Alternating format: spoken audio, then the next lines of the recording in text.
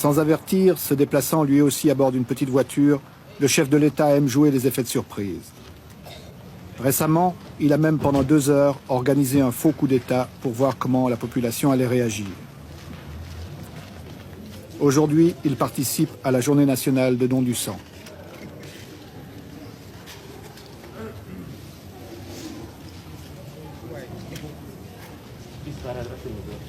Faut pas tout enlever, hein. Non, président. Madame président, non. On va enlever ce qu'il faudrait pour. Voilà. C'est symbolique. Ah, ouais, lui, il est plus gros que moi. C'est à dégager. Non, on a 4 litres sur lui, là. Voilà. Camarade, ça va éclater, hein. C'est trop, là. C'est pas plein.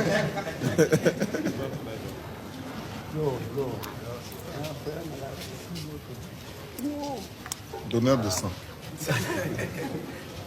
Nous allons vous garder. D'accord, vous remplirez. D'accord. Ça se passe bien là, il y a beaucoup de gens qui viennent. Oui. Souvent on entend dire la banque de sang qui manque de sang, vous êtes en faillite. Alors, c'est quoi? Une banque en faillite. Vous risquez d'aller au-devant de la TPR, Oui. Vous avez détourné ou quoi? Mais c'est-à-dire que si tout le monde consentait. Merci. Bonne journée. Et bon courage. Je vous souhaite une bonne journée. Merci. Au revoir. Bon, allez. Bonne journée. Ne soyez plus en faillite. Hein. La patrie ou la mort? La patrie ou la mort? Une décision du capitaine a surpris. C'est celle de fermer les boîtes de nuit, les nightclubs qui se multipliaient dans les 2 grandes villes du pays. Certains considèrent que cette mesure était totalement inutile. Je dois vous dire d'abord que j'ai pris ces mesures à mon corps défendant. Moi-même, je suis musicien. Bien. Mais, voilà, nous avons voulu heurter notre petite bourgeoisie de plein fouet. À un moment où, euphoriquement, elle était engagée et considérait que la révolution n'était que faite.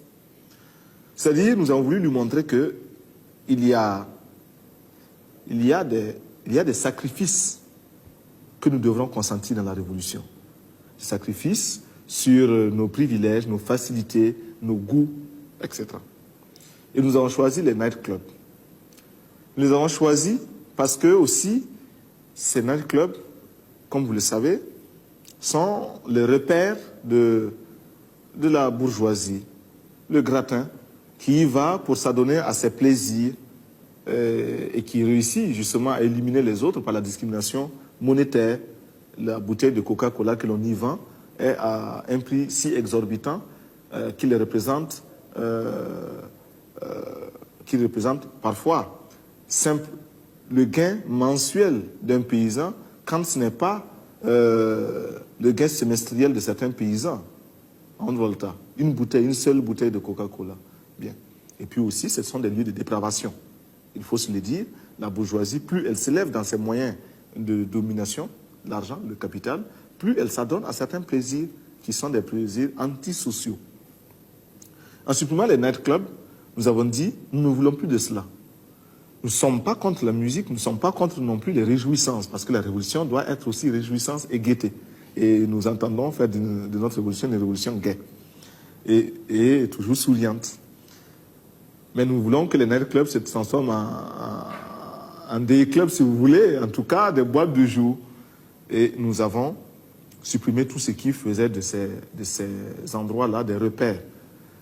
Ainsi donc, les bals populaires ont pris la place des nightclubs. Les bals populaires, c'est une grande piste de danse, un orchestre, des boissons vendues à un prix vraiment démocratique, 50 francs CFA la bouteille de Coca-Cola, alors que dans un nightclub, elle coûte 1500 francs quand ce n'est pas 2000 francs, c'est-à-dire, voyez-vous, un prix qui volontairement écarte le peuple.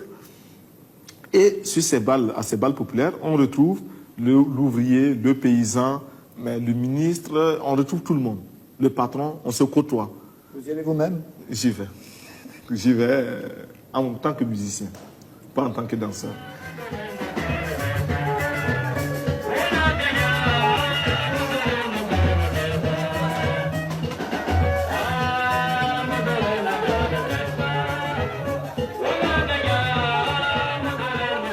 Alors on s'est organisé. Les orchestres se sont déplacés dans des lieux en plein air qui maintenant ne les emplissent pas jusqu'au couvre-feu qui est fixé à 1 h du matin.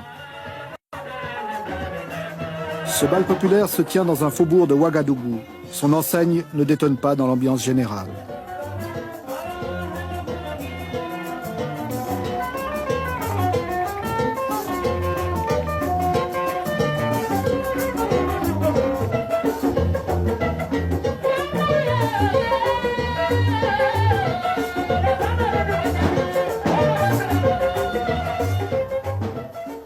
De nombreux jeunes y viennent danser, en particulier des femmes. Pour la plupart de celles-ci, comme dans beaucoup d'autres pays africains, la vie n'est pas facile. La femme en général occupe une place très importante dans notre révolution. Et dans les discours d'orientation, nous avons dit que l'on ne saurait construire la révolution voltaïque sans cette moitié de la population. Elle porte la moitié du